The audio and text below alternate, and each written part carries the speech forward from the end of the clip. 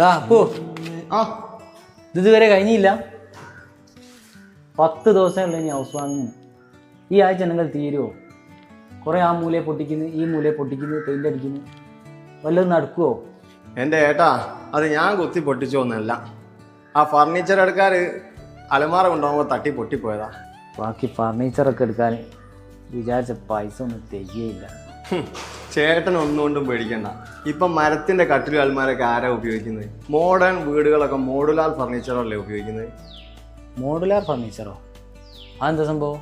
ചേട്ടൻ ഈ ലോകത്തൊന്നുമല്ലേ. Particle board, plywood, multiwood, WPC ഒക്കെ ഉപയോഗിച്ച് നല്ല കിടിലനായിട്ട് വീട്ടിൽ വന്നിട്ട് ബെഡ്റൂം സെറ്റും കിച്ചൺ സെറ്റൊക്കെ അവർ സെറ്റ് ചെയ്ത് തരുന്നുണ്ട് ഇപ്പോൾ.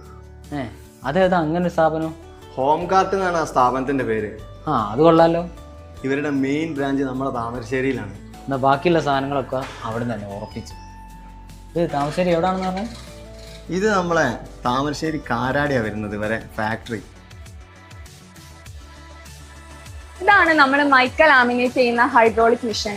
നമ്മൾ സാധാരണ ആശാരിമാരെ വെച്ച് ചെയ്യിപ്പിക്കുമ്പോൾ വരുന്ന എക്സ്പെൻസിനേക്കാളും 1/4 മാത്രമേ ഈ മെഷീൻ യൂസ് ചെയ്തിട്ട് നമുക്ക് വരുന്നുള്ളൂ. ഇതിന്റെ മെയിൻ പ്രോസസ് എന്ന് പറയുന്നത് നമ്മൾ പ്ലൈവുഡിൽ ഗമ്മ തേച്ചിട്ട് അതിലേക്ക് മൈക്ക വെക്കും. എന്നിട്ടാണ് അത് മെഷീനിലേക്ക് ഇറക്കി വെച്ചിട്ട് അത് 20 ടൺ വെയിറ്റിലാണ് പ്രസ് ചെയ്യാൻ വെക്കുന്നത്.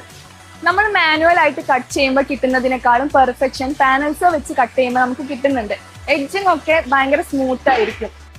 ഇതേ രീതിയിൽ ഓരോ പ്രൊജക്റ്റിലേക്കും ഞങ്ങൾ സസൂക്ഷ്മം വർക്കിൻ്റെ പെർഫെക്ഷൻ നോക്കിയതിന് ശേഷം മാത്രമേ ഞങ്ങൾ പുറത്തോട്ട് കൊടുക്കൂ. പിന്നെ എന്താ പ്രത്യേകത എന്ന് വെച്ച് കഴിഞ്ഞാൽ ഈ എഡ്ജ് ബാൻഡിൽ ഇത് തൊട്ട് നോക്കിയാൽ അറിയാം, സോഫ്റ്റ് ആയിരിക്കും. കോർണർ സോഫ്റ്റ് ആയിരിക്കും, റൗണ്ട് കോർണർ എഡ്ജ് ബാൻഡ് എല്ലാ ഭാഗവും വളരെ സോഫ്റ്റ് ആയിരിക്കും, ഫീൽ ചെയ്യില്ല. 7ഓളം പ്രോസസ്സിങ് ചെയ്തിട്ടാണ് ഈ എഡ്ജ് ബാൻഡ് വരുന്നത്. മാനുവൽ എഡ്ജ് ബാൻഡിനേക്കാളും സ്ട്രോങ് ആയിരിക്കും, ദീർഘകാലം നിലനിൽക്കും. ഇതാണ് നമ്മുടെ മൾട്ടി ബോറിംഗ് മെഷീൻ. ഏറ്റവും അഡ്വാൻസ്ഡ് ആയിട്ടുള്ള മെഷീൻ ആണിത്.